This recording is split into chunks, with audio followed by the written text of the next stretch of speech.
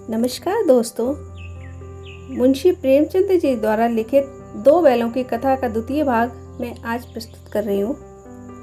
दूसरे दिन झूरी का साला फिर आया और बैलों को ले चला। अब की उसने दोनों को गाड़ी में जोता। 2-4 बार मोती ने गाड़ी को सड़क की खाई में गिराना चाहा, पर हीरा ने संभाल लिया।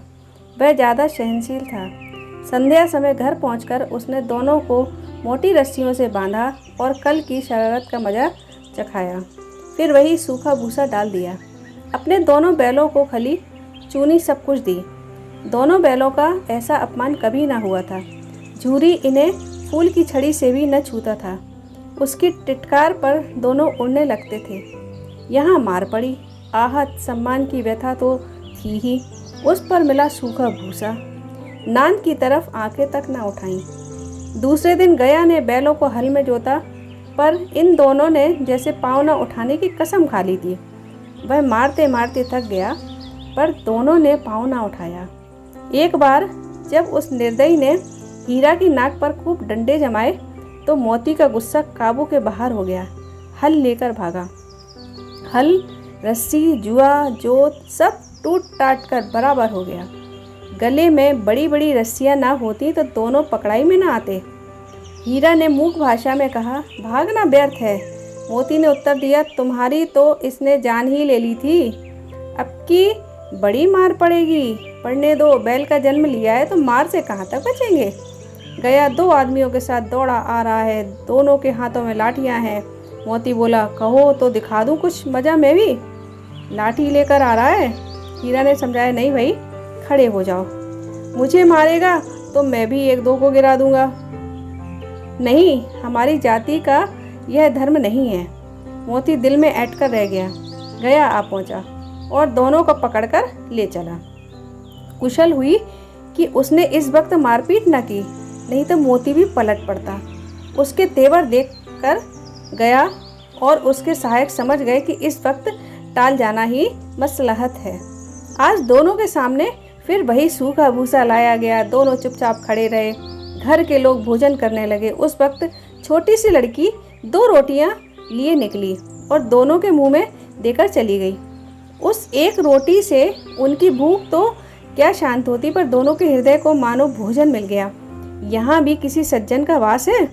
लड़की भैरों की थी। उसकी माँ मर चुकी थी।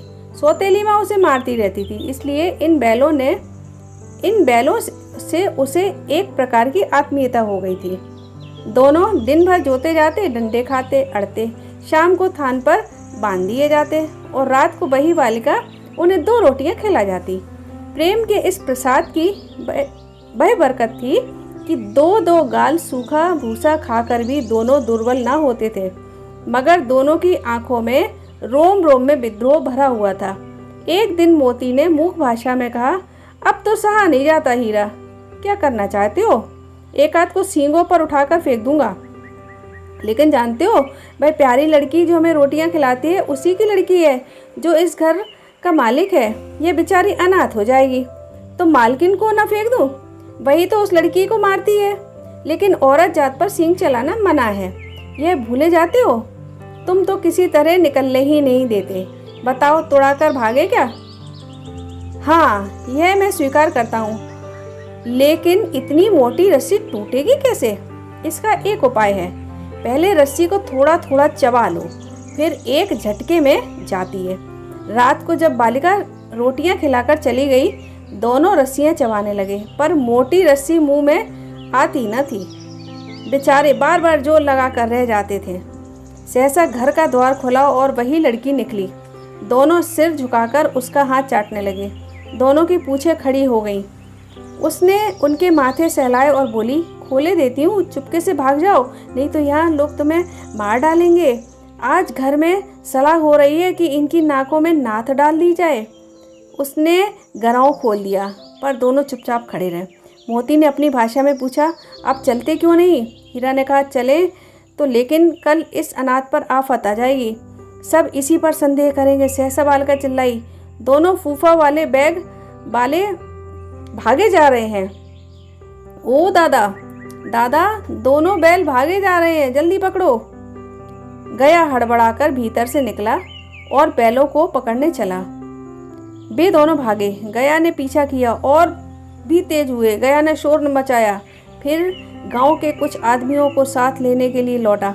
दोनों मित्रों को भागने का मौका मिल गया। सीधे दौड़ते चले गए, यहाँ तक कि मार्ग का ज्ञान न रहा। जिस परिचित मार्ग से आए थे उसका यहाँ पता न था। नए नए गांव वाले मिलने लगे। तब दोनों एक खेत के किनारे खड़े होकर सोचने लगे, अब क्या करना चाहिए। हीरा ने कहा, मालूम होता है राह भूल गए। तुम भी बेतहाशा भागे, वहीं उसे मार गिराना था। उसे मार गिराते तो दुनिया क्या कहती।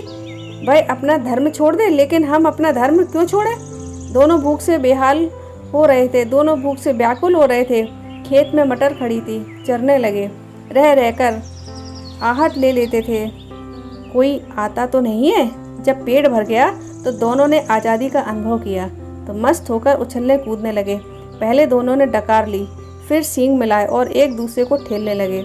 मोती ने हीरा को कई कदम पीछे हटा दिया, यहाँ तक कि वह खाई में गिर गया। तब उसे भी क्रोध आया, संभल कर उठा और फिर मोती से मिल गया। मोती ने देखा खेल में झगड़ा हुआ, चाहता है तो किनारे हट गया। यदि आपको यह कहानी पसंद आई हो तो इस वीडियो को लाइक व शेयर करें, इस चैनल को सब्सक्राइब करें और नोटिफिकेशन बेल को ऑल पर करें। शेष इसका भाग आगे के उसमें किया जाएगा। धन्यवाद।